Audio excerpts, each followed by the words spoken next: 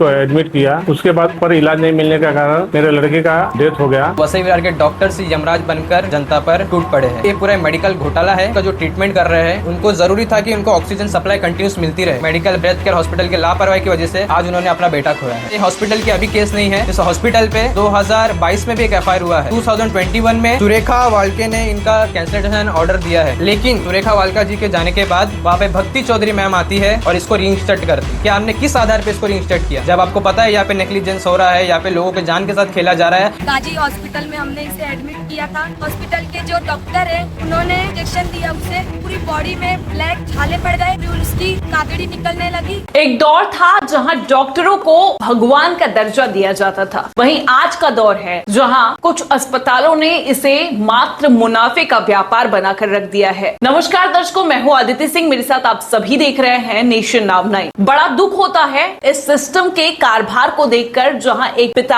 अपने बच्चे की तस्वीर को लेकर दर दर भटक रहा है न्याय की आस में। 52 वर्षीय लालमन गुप्ता के अनुसार उनके बेटे, जिनकी उम्र 27 वर्षीय, पेशे से सॉफ्टवेयर इंजीनियर, नाम रुपेश गुप्ता का देहांत अस्पताल की लापरवाही के चलते हुआ है। जानकारी के मुताबिक 18 मार्च 2024 की शाम रुपेश की तबीयत बिगड़ी। उन्हें सर्दी खांसी हुई थी, जिसके चलते सांस लेने में उन्हें कठिनाई हो रही थी। ऐसे में वसई पश्चिम में स्थित ब्रेथ केयर अस्पताल में उन्हें भर्ती कराया गया, जहां पर पल्मोनोलॉजिस्ट के तौर पर कार्यरत हैं डॉक्टर धर्मेंद्र दुबे, जो फेफड़ों के डॉक्टर हैं, श्वसन तंत्र के डॉक्टर हैं। उनके अस्पताल में रुपेश को भर्ती कराया गया, लेकिन डॉक्टर धर्मेंद्र दुबे ने अस्पताल में एक भी विजिट नहीं किया। बावजूद इसके उन्होंने अपनी विजिटिंग फीस परिजनों से वसूली। परिजनों के मुताबिक डॉक्टर धर्मेंद्र दुबे अस्पताल पहुंचे ही नहीं। इसी के साथ ब्रेथ केयर अस्पताल में ICU में जो ट्रीटमेंट कर रहे थे डॉक्टर अवधेश यादव और रितेश विश्वकर्मा, जो प्रैक्टिशनर है वहां पर, वो रुपेश का इलाज कर रहे थे, जिसके चलते ICU में होते हुए भी रुपेश का ट्रीटमेंट ठीक तरीके से नहीं हो पाया। साथ ही परिजनों का यह भी आरोप है कि जो BMS डॉक्टर रुपेश का इलाज कर रहे थे वो Maharashtra council of Indian medicine में रजिस्टर्ड तक नहीं है। हालांकि 14 जनवरी 2025 को डॉक्टर धर्मेंद्र दुबे के खिलाफ मानिकपुर पुलिस स्टेशन में FIR भी दर्ज हुई, लेकिन अब उन्हें जमानत भी मिल चुकी है, जिसका विरोध लगातार परिजन कर रहे हैं। इसी के साथ महानगर पालिका के स्वास्थ्य विभाग से परिजनों की मांग है कि इस अस्पताल के लाइसेंस को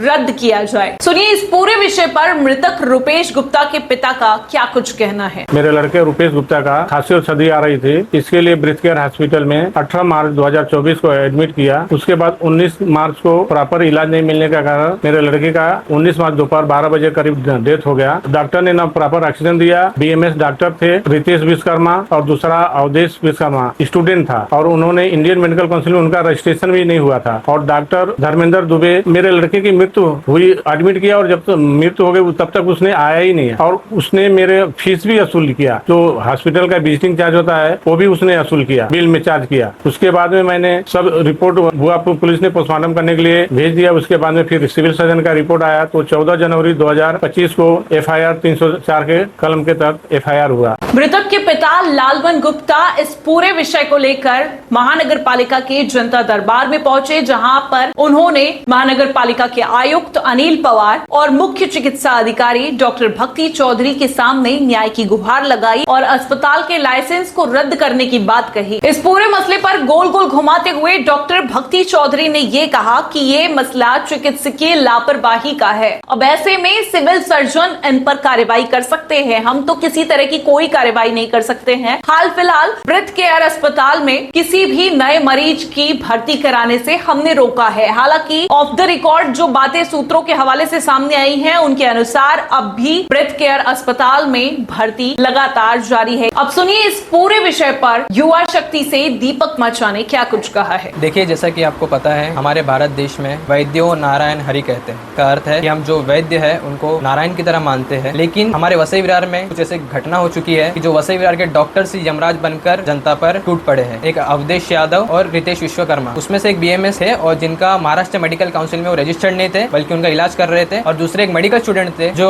ICU में ट्रीट कर रहे थे। और जैसे कि आपको पता है, और इसके जो मेन डॉक्टर थे धर्मेंद्र दुबे, उन्होंने वहां पर एक बार भी विजिट नहीं किया उस जगह को, और उसका भी कंसल्टेशन फीस उन्होंने इनके बिल में ऐड किया। हमारा आरोप है ब्रेथ केयर हॉस्पिटल ने इनके साथ में फ्रॉड किया है। और ऐसा ये केवल एक हॉस्पिटल की चीज नहीं, बल्कि ये पूरा मेडिकल घोटाला है जो हम उजागर करने आपके समक्ष है। है। उनकी फैमिली की यही मांग थी कि ब्रेथ केयर हॉस्पिटल का जो लाइसेंस है वो कैंसिल किया जाए और जो अवेयरनेस है वसई विरार में फैले, क्योंकि जो डॉक्टर की आड़ में छुपे हुए लोग हैं, ये मेडिकल माफिया, इनको मैं कहना चाहूंगा। जैसे आपको पता है भू माफिया होते हैं, फेरी वाले माफिया है, वैसे ही मेडिकल माफिया का भी राज बढ़ चुका है आजकल। जैसे मैं आपको दिखाना चाहूंगा, फर्स्ट ऑफ ऑल इनका केस हुआ था 18 मार्च 2024 को और इनकी FIR रजिस्टर्ड हो चुकी है 14 जनवरी 2025। इस FIR में सेक्शन कुछ ऐसा लगा 304 नेग्लिजेंस के एक्ट के थ्रू पे इन्होंने सेक्शंस लगाए थे, जिसमें धर्मेंद्र दुबे जी को बेल मिल चुकी है और बाकी के जो व्यक्ति है उन पे कार्रवाई चालू की है। और इन्होंने कोर्ट में भी अपील की है कि उनका बाकी के 2 जन है, अवधेश यादव और रितेश विश्वकर्मा, इनकी बेल ना हो, इसलिए इन्होंने कोर्ट में अपील की है। जब मेडिकल का इलाज चल रहा है तो वहाँ पे उनका जो ट्रीटमेंट कर रहे हैं उनको जरूरी था कि उनको ऑक्सीजन सप्लाई कंटिन्यूस मिलती रहे, लेकिन ऐसा वहाँ पे हुआ नहीं, क्योंकि वहाँ पे इनएक्सपीरियंस्ड डॉक्टर्स वहाँ पे थे जिनको वहाँ पे बिठाया गया था। एक मेडिकल ब्रेथ केयर हॉस्पिटल के लापरवाही की वजह से आज उन्होंने अपना बेटा खोया है। हमारी अपील भक्ति चौधरी जी से है, क्योंकि जैसा कि आपको पता है ये हॉस्पिटल की अभी केस नहीं है, इस हॉस्पिटल पे 2022 में भी एक FIR हुआ है इसी 304 A के सेक्शन के तहत में नेग्लिजेंस के थ्रू में, और 2021 में इसका इन्होंने कैंसिलेशन ऑर्डर भी दिया है। आप देख सकते हैं सुरेखा वाल्के ने इनका कैंसिलेशन ऑर्डर दिया है, ये ब्रेथ केयर हॉस्पिटल का। लेकिन कुछ ऐसा होता है, रिटर्न सुरेखा वाल्का जी के जाने के बाद वहाँ पे भक्ति चौधरी मैम आती है और इसको रीइंस्टेट करती है। आरोप डायरेक्ट भक्ति चौधरी मैम पे है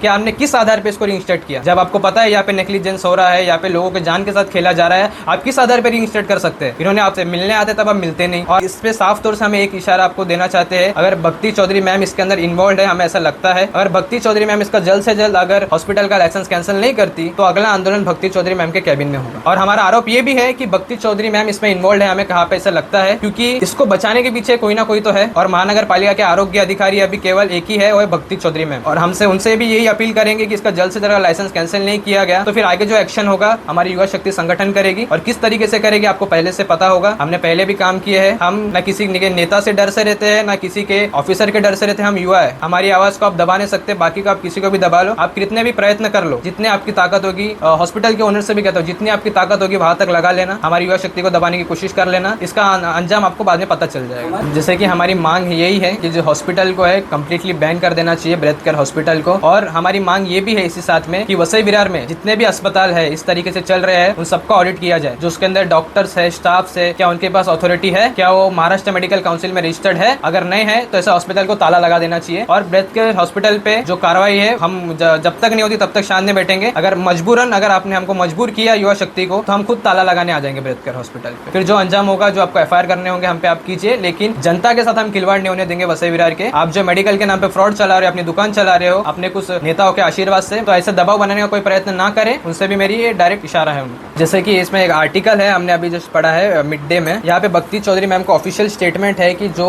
उस हॉस्पिटल में हमने जो नए पेशेंट्स को पे मनाही की है उनको बाहर किया गया है, लेकिन जो वस्तुस्थिति वहाँ पे है अभी भी नए पेशेंट्स को वहाँ पे एडमिट किया जा रहा है हॉस्पिटल में, हमें पता चला है। तो यही मैं आक्षेप इन पे भी उठाना चाहूंगा कि भक्ति चौधरी मैम का स्टेटमेंट रॉन्ग है, और भक्ति चौधरी मैम पे भी जांच बैठनी चाहिए महानगर पालिका के द्वारा कि इन पे किन का प्रेशर है कि ऐसे स्टेटमेंट दे रहे हैं और उनको हॉस्पिटल को पीछे तरीके से सपोर्ट कर रहे हैं। क्या भक्ति चौधरी मैम ने अंडर द टेबल कुछ लिया है क्या, और जनता के समक्ष आना चाहिए, ऐसी हमारी मांग है। इस विषय पर माणिकपुर पुलिस ने भी पत्र जारी कर कार्रवाई की मांग की है। उनके मुताबिक 2022 में भी इस अस्पताल पर इसी तरीके का केस दर्ज किया गया था। माणिकपुर पुलिस के मुताबिक न सिर्फ वसई में बल्कि नालासोपारा, मीरा रोड और भाईंदर में भी डॉक्टर धर्मेंद्र दुबे इस तरह से कुल 4 अस्पताल चला रहे हैं। पुलिस ने भी इस पर पत्राचार करते हुए कार्रवाई की साफ तौर पर मांग की है, बावजूद उसके कार्रवाई कहीं होती दिखाई नहीं दे रही है, जिसके चलते स्वास्थ्य विभाग के जिम्मेदार अधिकारियों पर भी प्रश्न चिन्ह उठता है। ये वसई विरार के एक अस्पताल की घटना है, वहीं दूसरी घटना मीरा रोड के गाजी अस्पताल की है, जहां पर 17 वर्षीय बच्चे का अस्पताल की लापरवाही के चलते निधन हो गया। जानकारी के मुताबिक ये बच्चा बोरीवली का रहवासी था। कुछ महीनों पहले बच्चा ट्रेन से गिर गया था, जिसके चलते किसी अस्पताल में उसे भर्ती कराया गया था, उसका ऑपरेशन वहां पर किया गया और उसके बाद उस बच्चे को वहां से रेफर किया गया मीरा रोड के गाजी अस्पताल में। करीबन 1 महीने बच्चा अस्पताल में भर्ती रहा, उसका इलाज किया गया। आए दिन अस्पताल की ओर से 3 से 5 हजार की दवाइयां, इंजेक्शन मंगाए जाते थे और बच्चे को लगाया जाता था। जानकारी के मुताबिक परिजनों से कहा गया कि बच्चा ठीक हो चुका है, अब इसे डिस्चार्ज किया जाएगा, लेकिन तभी अचानक बच्चे का चेहरा काला पड़ने लगा, बच्चे के चेहरे पर छाले पड़ने लगे। अब ऐसे में जब परिजनों ने अस्पताल वालों से ये जानना चाहा कि आखिर ये क्या वजह है कि बच्चे का चेहरा काला पड़ते जा रहा है दिन पर दिन, तो ऐसे में अस्पताल वालों ने कहा कि या तो किसी खान पान का इन्फेक्शन हुआ होगा या तो फिर किसी दवाई का इन्फेक्शन हुआ होगा, इसे आप किसी